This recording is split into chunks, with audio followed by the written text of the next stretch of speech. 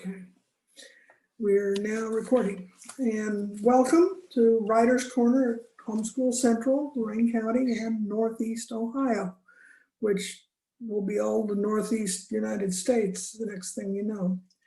I'm Shirley McKee. I joined Homeschool Central on July 2nd, and I am also known as Marcy's mom. I think she's brilliant and caring and a great homeschooling daughter. And everyone at Homeschool Central is the same way. Really stepped up this year to help people get started with homeschooling or continue and find new things to do. The Facebook group has many good, really good writers in it. Some posts are long, I've noticed. Some are very short. Some have visuals, GIFs, and emojis that kind of keep the mood light. Questions get answered quickly, thoroughly, individually. Different people are into homeschooling for different lengths of time, different numbers of children, special needs. And on top of this are the videos that were made in July that answer general questions. And I've been a big one to pop in with. You really ought to see notification of intent to homeschool. You know, that'll answer your questions in detail. And maybe you'll see some other videos that you want to watch. The Zoom sessions that follow those have questions and answers that came up in the chats after the videos were aired all in one day, a whole mass of them. And that kind of inspired me to learn a little more about Zoom, because it wasn't professionals hawking their dance classes or art studios. It was just folks talking with folks and getting the job done. Of course, I didn't do anything right away. I held back. In October, Marcy posted a link to NaNoWriMo, National Novel Writers Month, which is November. And I didn't know that she was interested, or, you know, she posts things that come out of nowhere. And yet I was like, oh, I know somebody who actually won this, you know, I really know somebody. And she is a friend of mine, somebody I've worked with. I met her in 1999, or at least knew of her then. And she was Sarah Jameson then, I believe.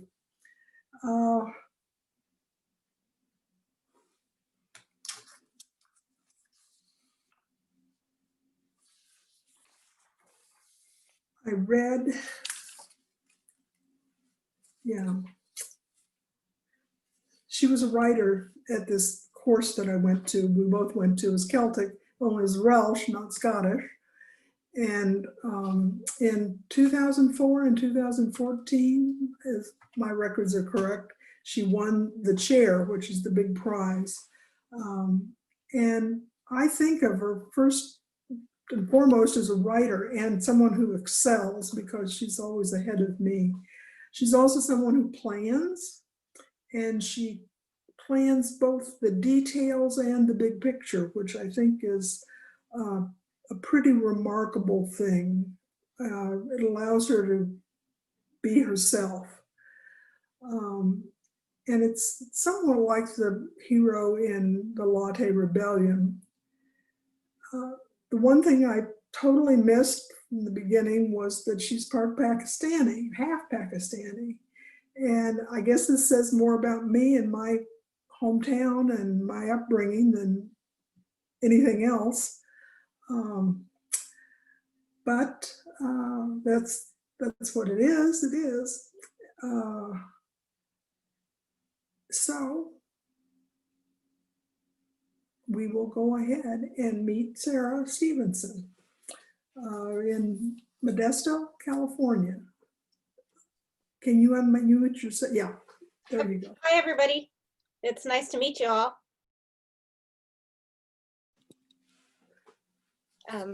How would you Well, like me to start? Should I just jump in, or do you have questions for me these first? horrible notes that I just didn't get printed, and I'm re-looking at them. Um, I actually would like you to just start in with reading a little bit so we can meet Asha, because no one necessarily is expected to have read the book. Sure, So if you just start with her, and then we'll see how you're alike and different. sure. So I'll give it a small bit of introduction, which is that this was a book that I had started during National Novel Writing Month. Interestingly enough, although what that means is that although I tend to be a planner, for National Novel Writing Month, it goes so quickly that you almost cannot plan your writing from day to day because you're busy doing a word count to get to 50,000 words at the end of November. So what that meant was that the first draft ended up being very much a fluid day-to-day thing. But the interesting part was how much of the bones of the story still came out and came through from the very beginning. So I actually had my character, and she was the one who kind of first started this story going in my head. So I'm going to read from the prologue of the LATTE Rebellion.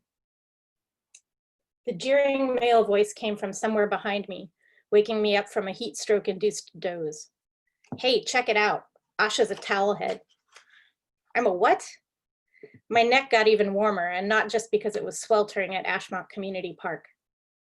Whoever it was he kidding me? Nobody used that phrase anymore, unless they were hopelessly ignorant about headwear or still carrying around a post-9/11 grudge. I knew I really should be offended. Mostly, though, I couldn't believe what I was hearing, even if I did have a towel on my head. From the gasps and nervous whispers around me, I wasn't the only one in shock.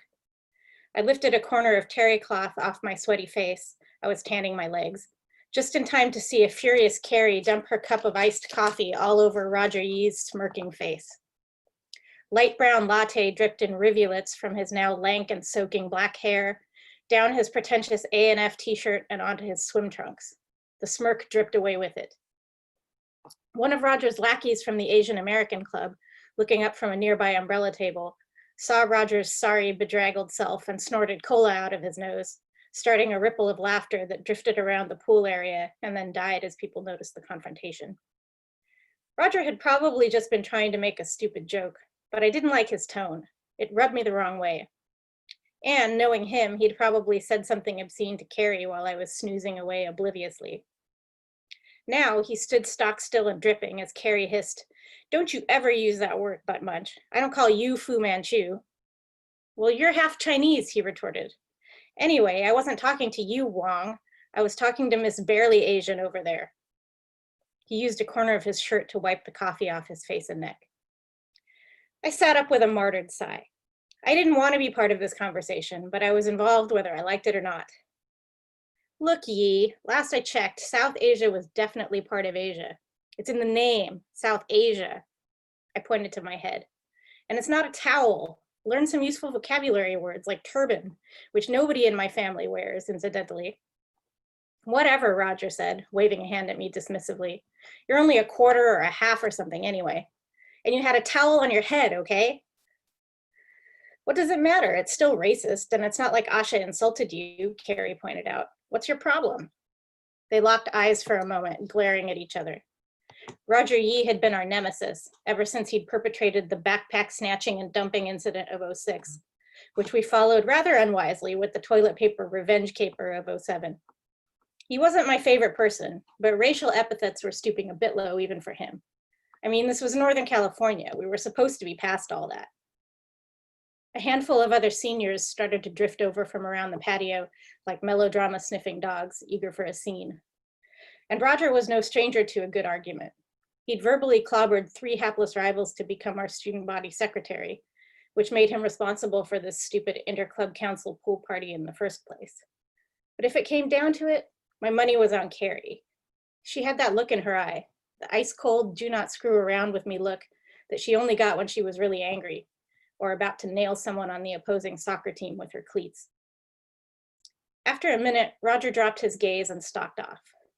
As he brushed past Carrie's lounge chair, I heard him mutter, "It was just a joke, you snooty bitch."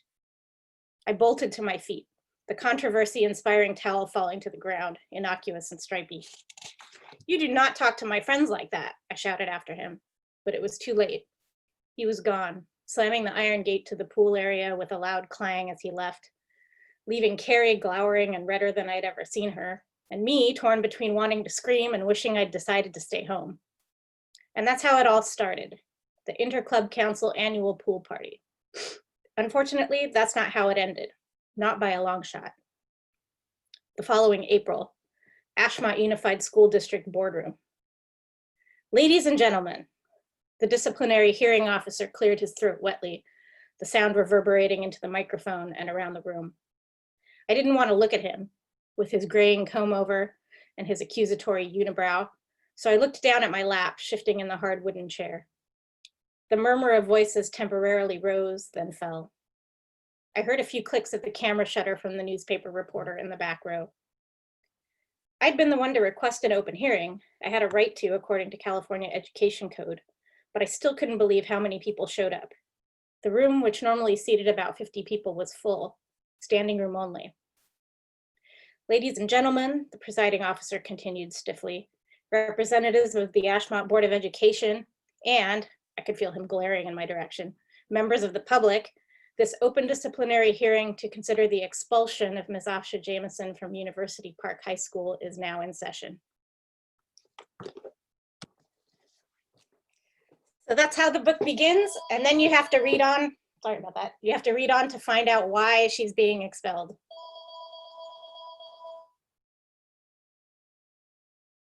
You're muted.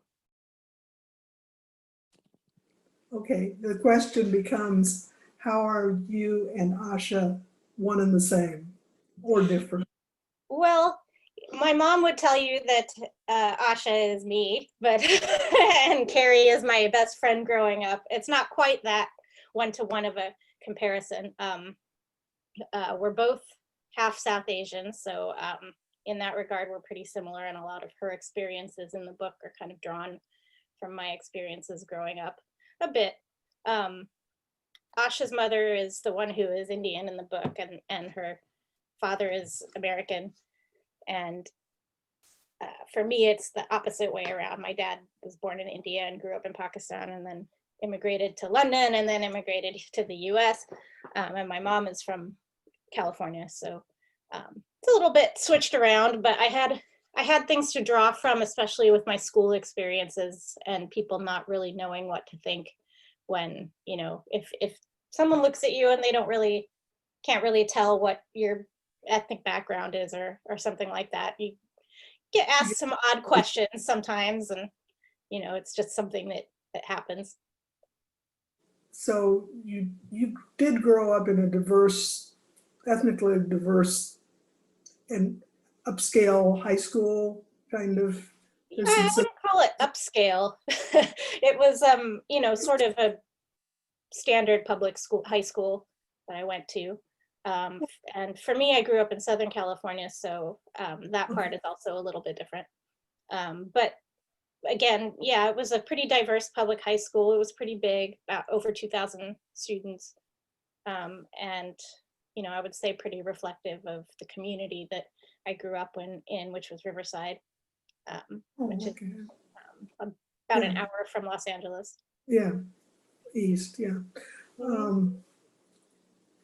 When you were writing this, you said you initially, for the Writer's Month, you wrote it fluidly, but it doesn't read that way. It bounces back and forth with this trial or expulsion hearing. Did that come later? Is that part of editing, or? I kind of knew that, actually that did come later, yes. So at first I didn't realize it was gonna, I hadn't figured out that it was gonna escalate to the point of her nearly being expelled and being at this hearing. That was kind of something that occurred to me partway through, which I would say is pretty common for me while I'm writing, whether it's not National Novel Writing Month or if I'm just doing a regular first draft on my own time. I don't always have the details settled. And sometimes often I don't know the end. I'll have a pretty good idea of where it's going, but I won't necessarily know exact details of how it's going to end until I'm already partway in and I have a feel for who the characters are and have figured out more of the plot. There are quite a few characters in this one. I mean, and disagreements, and then they drink an awful lot of coffee. They do. The issue of writing, you've written other things before this, but this was your first novel, right? Correct. But you had worked on another one or something? I had.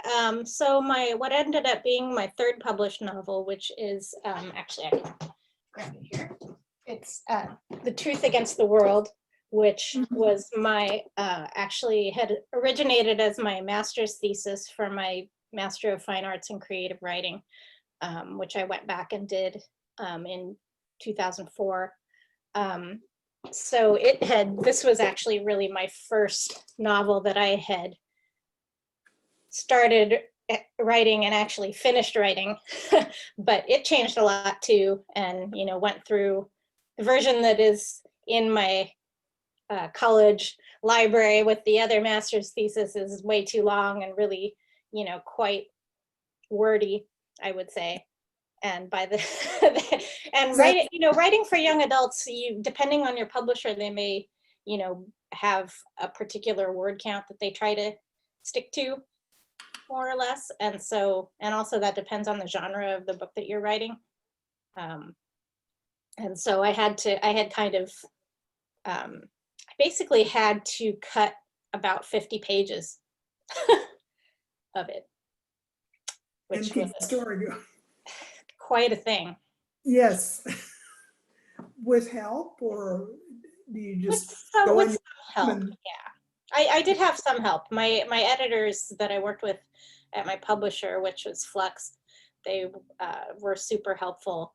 At least for me, I felt like it was a good balance between not micromanaging too much, but also being accessible and open to my questions if I was struggling. So yeah, I feel fortunate. Not taking over what your thoughts are, but getting done. Do you get stuck? Do you have a procrastination problem, or are you? Maybe sometimes I think it's less procrastination and more just general time management, because I have a couple of part-time day jobs that I'm not writing full-time. So it's more of a matter of having the time and the mental energy to fit the writing in on a regular basis. And it's not really I wouldn't say I'm not a person who sets aside like the same time every day to do it. So. Well, yeah. There are ways, when I was rereading it, and I haven't finished the whole rereading, so don't spoil the ending, but it struck me that Asha is doing this incredible project, maybe for the wrong reasons, kind of at the beginning, takes everything kind of personal, and then she's like, her goal is the summer vacation, which is okay, but a little bit fudginess. But the fact that she keeps on target, she runs into problems with her friends. Things happen that are beyond her control. People out there's some violence that gets mud gets slung back at her. Her parents don't understand what's happening. She keeps things from them, and yet she really seems to know why she's doing this as a book progresses. And I just see a lot of that happening in the homeschoolers and their commitment and having to retrace and supporting each other, but they have different goals, and then they change their own goals as reality kind of sets in. Like you said, you have 2 jobs, so you can't just plan everything out, and that happens. And the word that came to mind was resilience, and I looked it up, and I was like, yeah, Asha has a lot of resilience, and I popped that onto you. So can you talk about that business, particularly since she's being her identity as a latte is being attacked. This is just who she is. And when our identities are questioned, you really have to get out of your head and see what's happening. And I think she does that. And that, to me, that's resiliency. But if you speak to that issue. Yeah, I mean, that's something that I think is really important. I mean, especially now in our current times, but just in general as a skill for students growing up and reaching, a point in their lives where they start making more and more of their own decisions and, having to, I don't want to say live with the consequences because that sounds, that's a little dire sounding, but, having to deal with what results from the decisions that you make. And so, it's an important life lesson, that not everybody, I mean, I would say, a lot of adults need help with that too. But especially as a teenager, as you are reaching an age of greater independence, you end up having to make more and more of these types of decisions. I wouldn't say I went into writing it with that as a theme in mind initially, but I do find a lot of the same, now that I've written a few books, I start to kind of see some of the same themes and ideas popping up that are kind of subconscious, I guess, that are just preoccupations for me. And so I think resilience does come up with my characters again and again, in greater or lesser ways, but being able to deal with the things that, life throws at you, whether they're of your own making or not, and being able to kind of stop and assess and move forward in kind of a thoughtful way and recognize that your feelings are there and those are valid, but, taking everything into account, not just your own personal feelings. And so I think that it is something that is, what I'm trying to say is I think as I recognize themes like that in my work, I try to be a little bit more deliberate in thinking about them as I write now that I know myself a little bit better. And this one I wrote, this was published in 2011, but I wrote it during National Novel Writing Month in 2007 is when I started it. And so, it's been some time, and it's always interesting to me to kind of go back and look at it, especially now, as you know, that I've started working on, it's not quite a sequel, it's more of a companion book to the Latte Rebellion.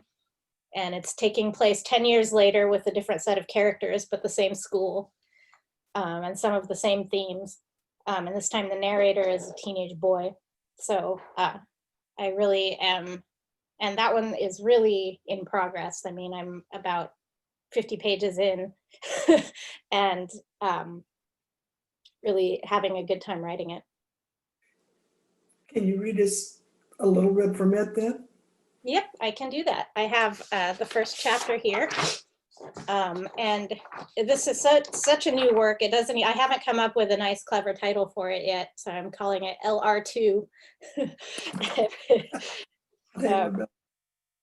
And so it is The chapter is called Reduce, Reuse, Recycle. And this is the very first chapter.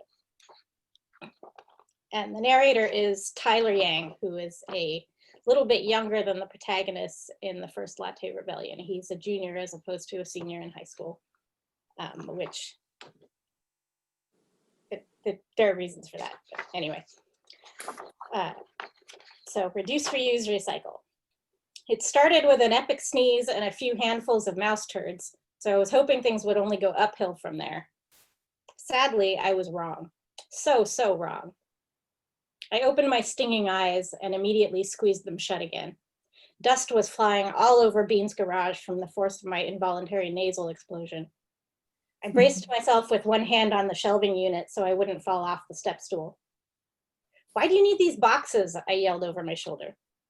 Silence. "Thanks, Tyler," I mumbled to myself, pulling the first box toward me and lowering it to the floor. "You're a lifesaver, Tyler. What would I do without you?" I grabbed the second box and scrunched up my nose at the musty smell. Ugh. They say talking to yourself is a sign of insanity. Startled, I dropped the box the remaining 6 inches to the floor and straightened up too quickly, my head glancing painfully against the shelf's metal edge. Jesus, Bean, are you a ninja? Can't you make a noise or something? I rubbed the side of my head. Then I sneezed 3 more times in rapid fire. Bean, who had been leaning against the door frame and smirking, was now doubled over laughing.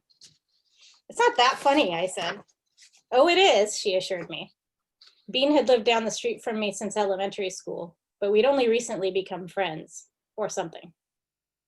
Her name wasn't really Bean. It was Verbena, coincidentally also a plant, but I'd never heard anyone call her that except teachers on the first day of class.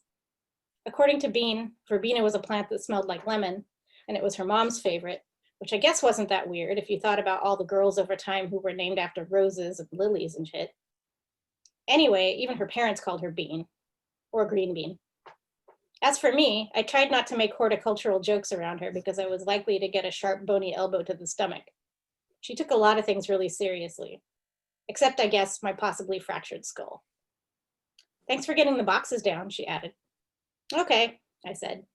I wasn't going to give her a hard time about it. She was short, which was cute. Even with the step stool, she'd missed the shelf by at least a foot. "But are you going to tell me what it's for?"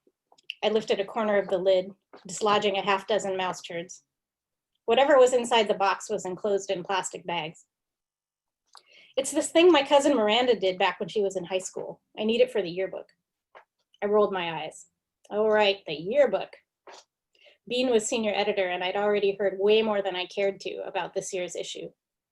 It was the school's 50th anniversary, so there were all these 2-page spreads of photos and articles featuring University Park High School over the years. Bean was working on the 10 years ago section. Honestly, 10 years ago was not that different. Also, I couldn't give less of a crap about the yearbook. Bean pulled out the plastic-wrapped stuff and kicked the boxes to one corner of the garage with a grimace. "Let's check this out inside." I rubbed my eyes. Fine by me. I just wanted out of the dust factory. I trailed Bean through her back hallway and into the kitchen, where she dropped the mysterious plastic bags on the table. "Why are these in your garage?" I pushed aside a sheet of loose plastic, trying to find the opening. Long story. Miranda went away to art school. Her parents cleaned out the garage. She doesn't have room in her apartment for more boxes, yada, yada, Bean replied. She reached a hand inside the bag and pulled out a sheaf of what looked like flyers. "Whoa, look." I picked up the page on top of the stack. "Lattes of the world unite," it said in a fake stencil font. Below the slogan was a cartoon of 2 superhero girls in the usual spandex suits, but with their heads covered by brown paper bags. There were times and dates listed for a rally on our high school campus. I couldn't help it. I let out a snort. "What?" Bean glared at me. I shook my head. Maybe things really had been different 10 years ago. "Can you even imagine something like this happening at our school?" Bean rifled through the flyers, then pulled out a newspaper clipping and stared at it for a moment. "Looks like it did, oh grand skeptic." "Rubbish," I said pompously. She handed me the clipping. I almost did a double take at the headline. "Violence erupts at local high school." Wait, what? She poked at the photo, which showed our quad ringed with riot police in the foreground. And in the background, a handful of indistinct figures standing on a picnic table, their arms linked. This is amazing. I smoothed out the clipping on the table, and we both read through it silently. Bean shook her head with a wry smile. Wow. That's your cousin, right? I pointed at the girl standing on the right of the picture. Yep, that's Miranda. She drew all these posters and comics for their club, the LATTE Rebellion. I laughed. LATTE Rebellion. I couldn't imagine any kind of rebellion at our school, even a coffee-related one, unless someone stole the pod machine out of the teacher's lounge. Now that would cause a riot. It's the mixed race club now, Bean informed me. Those guys? I'd gone to a lunchtime meeting at the beginning of last year because Bean had talked me into it, and I hadn't gone back. Not because I didn't fit the description. My dad's Korean and my mom's Armenian, and they both grew up in the same predominantly Latino neighborhood down in LA. My background obviously wasn't the problem. Something about that group just bugged me. Well, someone. I still go to meetings sometimes, Bean said airily. I need extracurriculars. That was absurd, but I kept quiet. It's not that bad, she added. I shuffled through the stack of paper, pulling out one of the comics. When was the last time you guys did anything? The comic was actually pretty good, and I let out a laugh. Bean scowled at me. We helped with orientation week.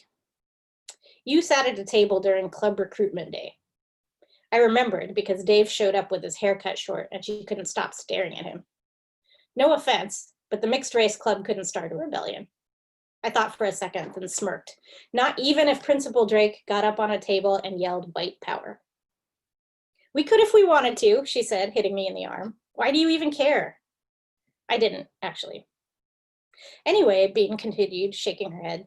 I was thinking it would be cool to print some of the comics in the yearbook, and maybe I could interview my cousin if she's not too busy with work. She's an art director for some online magazine now. Bean kept talking about the yearbook spread while we sorted through the crap in the boxes, setting things aside in a potentially useful pile. I nodded and said, often enough to indicate I was still sort of listening, but I felt an idea of my own brewing. When she got up to get another soda out of the fridge, I waited until her back was turned and then folded one of the photocopied comics and slipped it into my pocket. I wasn't 100% sure why I did it, to be honest. In the moment, I just felt this compulsion.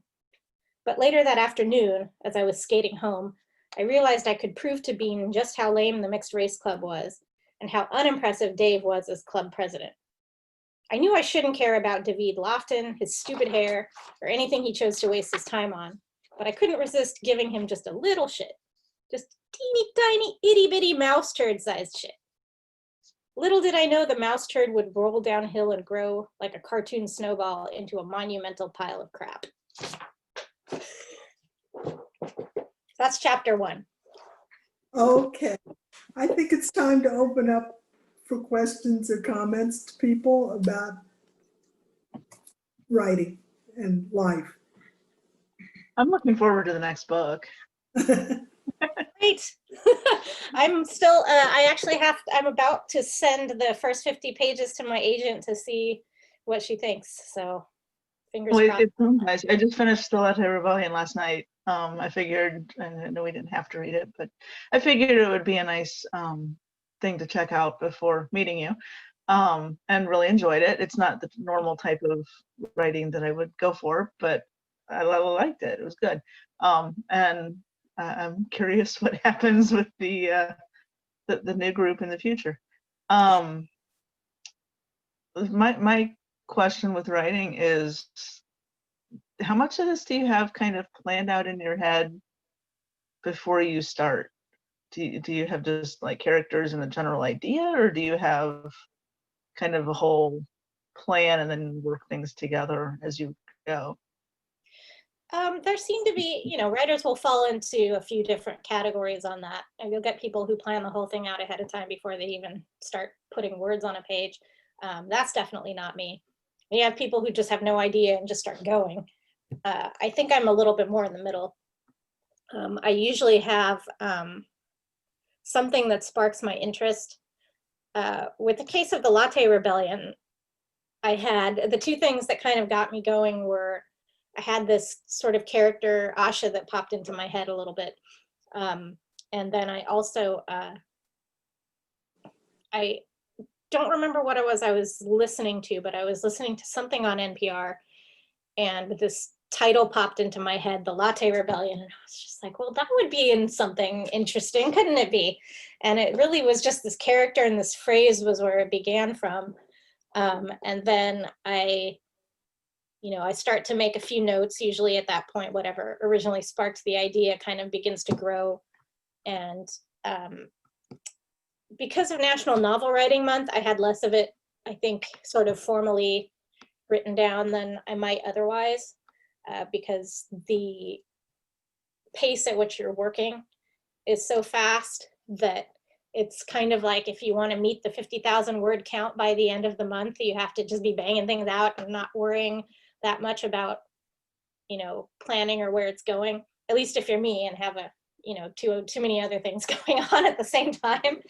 And so then that means a lot of trust in your subconscious to kind of take care of some of that heavy lifting for you, which, I God invented the delete key and the eraser. And so, I always try to kind of remind myself that, just because I put it down on the page doesn't mean I can't change it later. So I try to be a little philosophical if I'm not able to figure something out ahead of time. For me, it's a little bit of a war between the left and right brain, I think, because there's a part of me that kind of loves the idea that I could have it planned out and then just write it. But the couple of times I've tried writing from an outline, it hasn't worked necessarily that well for me. I get very stressed out, and then ultimately I end up deviating from it anyway.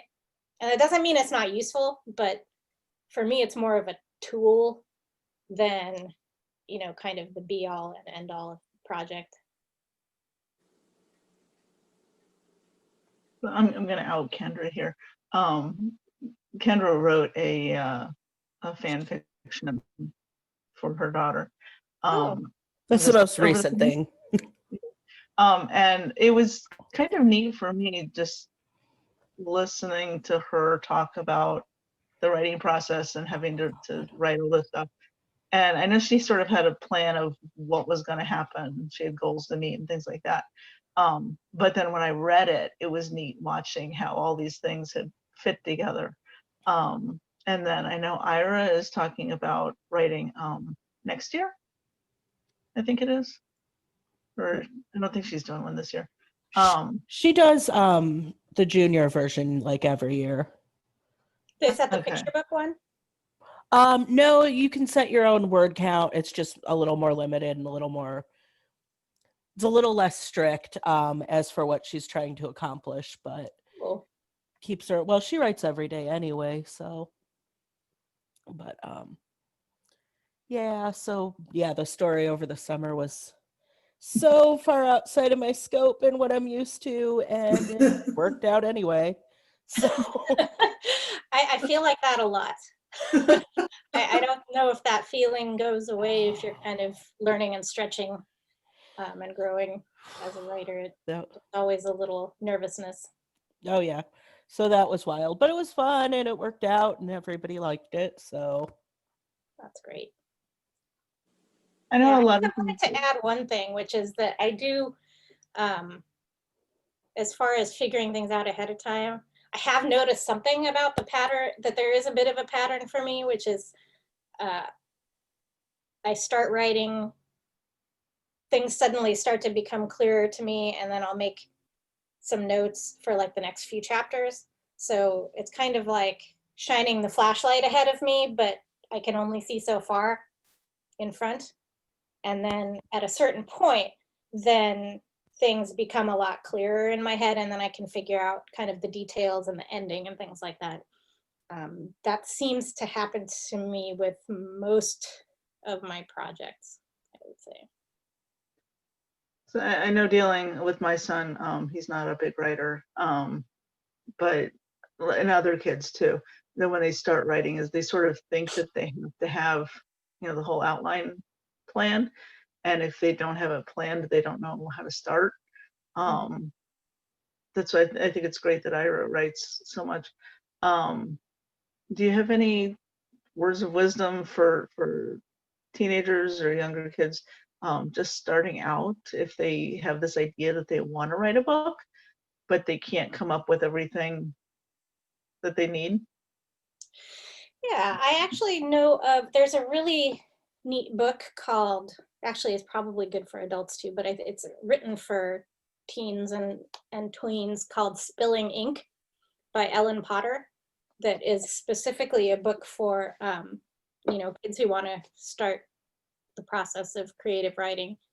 And I would recommend that, first of all. But as far as my own advice, I think write as much as you can in a way that brings you happiness and joy and kind of makes you feel creatively motivated. I think in the beginning is the really important part. Feeling comfortable with yourself, sitting there writing and being, you know, happy in and kind of enjoying the process is important. There, you know, so often we have to, and this goes for reading as well, so often we have to read or write for an assignment or for school. And, you know, there's not necessarily a lot of joy in that unless you like that type of thing, which I kind of do. But if you know, if you want to write stories, you know, write a lot and then read a lot. And honestly, actually, fan fiction is a really good way to start on writing stories of your own, because, you know, you learn a lot by emulating other writers. And so that's, you know, some people see fan fiction as, you know, are kind of derogatory towards it. And, you know, that's, I think that view is now changing, which is really good. A lot of professionally published writers got started doing fan fiction. So, you know, they made that jump. And I think it's because, you know, you have this willingness to read voraciously and write a lot and be willing to kind of learn from other writers. And,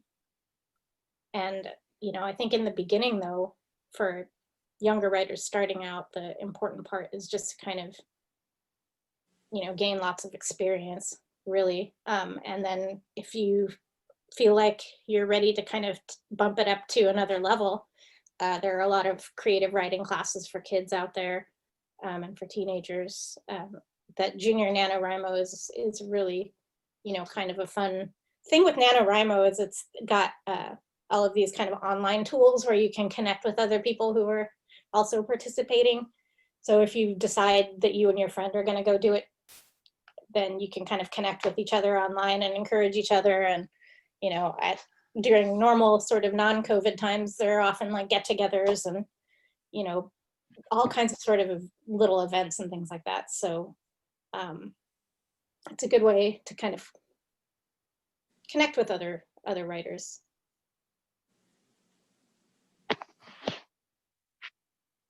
I hope that answered the question. I think it did. Very nice, encouraging. Any other comments? I found that Asha was writing a lot. She was writing English papers and getting A+. She was writing her applications for college. She was getting rejection letters or waitlisted letters, and those were included sort of what the writer was saying. This is good, you know, we're busy and we've got a lot of interest because we're a great place, but you're waitlisted. And she has to, you know, how am I going to get past this? What are my parents going to think? You know, the writing has some power there. And the writer may think it's happy, but the effect was the opposite. They were just examples of writing. The only thing that wasn't written was recipes, and that seemed to be more put in a little bit of this and a little of that. But I think we forget about that sometimes, that there are other kinds of writing.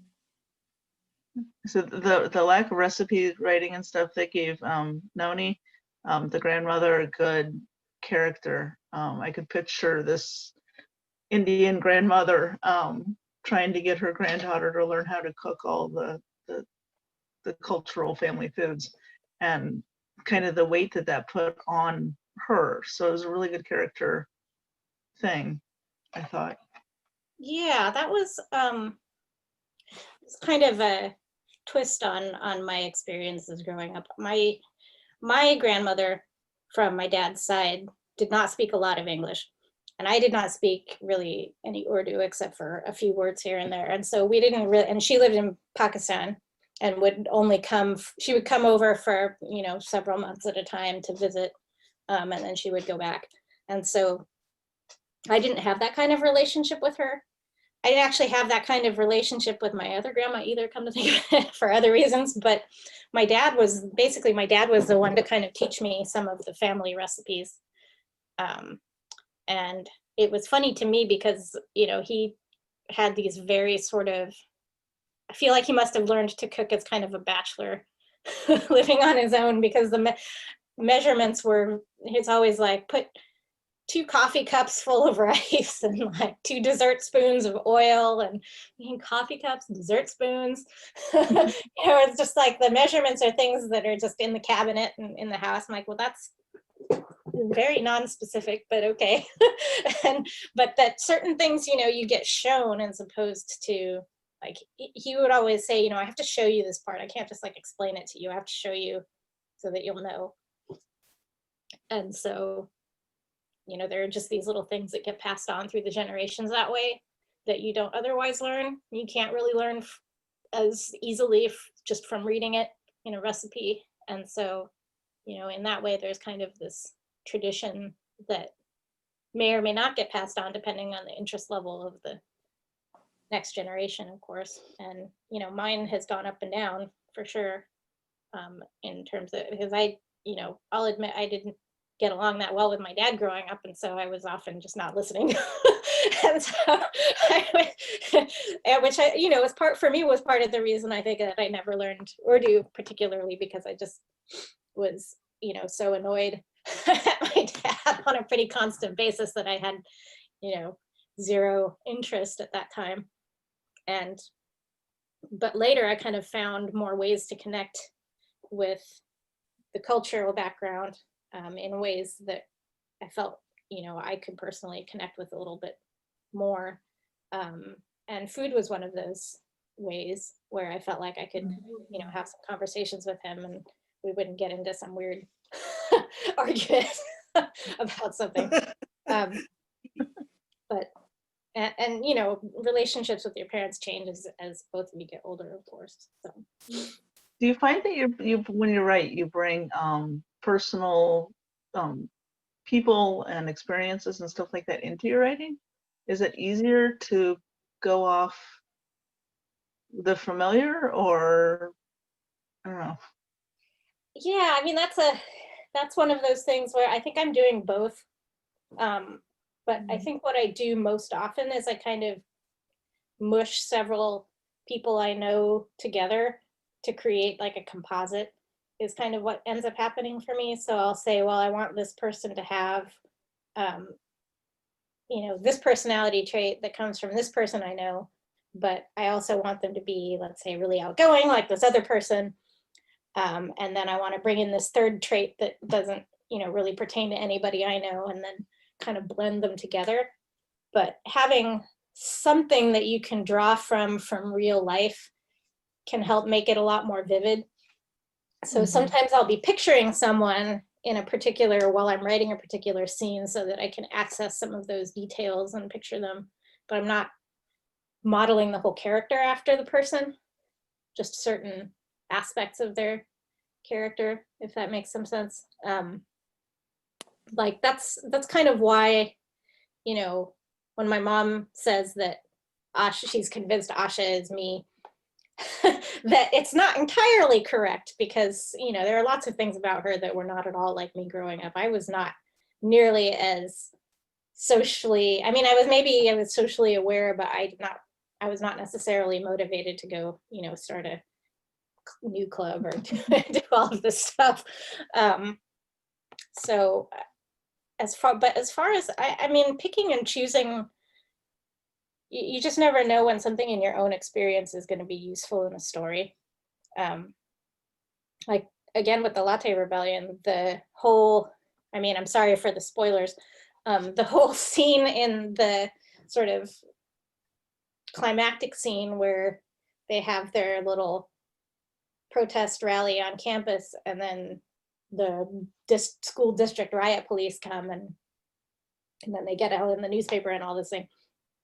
Some of that, little bits of that, were based on something that happened at my high school when I was going there, which is that there was some kind of violent incident off campus in the morning before school that was, I believe, gang related. Because we're not in our high school's not in a great neighborhood, and not in a horrible one either, but just not that great. And so this incident happened, and then the violence, I guess, kind of spilled onto campus. And so there were all of these fights on campus. And so they did call the district police, and they were in their riot gear. And so we're all going to our classes like, what? This is crazy. And then, you know, some students called their parents to bring them home, you know, like, I want to go home. There's like police on campus and this and that. And then there was a headline in the newspaper that said, you know, racial tensions explode at North High School, and which was kind of a, you know, that was not exactly, as a bit of a journalistic hyperbole, I would say. But it was, you know, I mean, it was like an incident, you know, probably the only crazy incident that happened the entire time I was there. But it was something that I had kept, or actually my mom had kept that original newspaper article. So I went back and looked at it, which was really good fodder for writing the book, because I could actually, you know, kind of model my newspaper article a little bit after that. I remember working pretty hard actually on that, the article within the book, to kind of get the tone right, because it's a different tone and style of writing than the book itself. So I had to pretend to be a newspaper reporter for that section of the book. And so having those mementos to have and to look at was definitely helpful. Well, I'm going to call it to close. There are no other burning issues. We'll look forward to the next novel. We will read YA novels in different light, maybe. Yeah. Can I just give a quick plug before we go to my most recent book that you can actually get, which is it's a graphic novel. It's called Alexis versus Summer Vacation. And it was written for an educational publisher called Avenue A Books. But if you know the Center for Responsive Schools or Responsive Classroom, they do curriculum for social emotional learning. And so that was an interesting project to work with them on, in terms of creating a book that was a good story, but also had some kind of curricular aspects potentially to it. So yeah, this one is, if you go to my website, you'll find out how to order it. So We'll definitely put up a link to the books and your website when we share this for more people to great, catch up thank with. So, thank this you. one's for slightly younger readers. One question on Alexis. It's a graphic novel. And the Center for Responsive Education, that's Responsive Schools, yeah, Center for Responsive Schools. schools. What is responsive schools? It's you gave a few key words there about it, but what's their philosophy? Yeah, so they are very, they promote curriculum that is in a field of pedagogy that is called social emotional learning. And so my personal knowledge of the way it works is kind of limited to what I, you know, learned working with them. But they have, the idea is to bring social and emotional skills into the classroom just as much as, and teach those to kids who are growing up at certain developmental stages, in addition to just the sort of curriculum, the kind of academic curriculum. And so they kind of look at sort of these psychological developmental milestones, I guess, and have some, you know, curriculum that helps encourage certain skills at certain ages, I guess. So, you know, for younger readers or younger, I guess, students, they might encourage things like sharing and understanding people who are different from you, and, you know, those types of kind of soft Okay. skills, I guess. Okay, that's enough to get us to click on the link once it gets all good. Good, that's all I know for them. But they do, mostly they publish curriculum. So the books thing is something new for them. Okay, well, congratulations and talk to you later. Thank you so much. It was really nice to see you, and I really appreciate you setting this up. Yes, very much. And Thanks. thank you for joining. Bye. Bye-bye. Thank you. Have a great day. You too. Oh.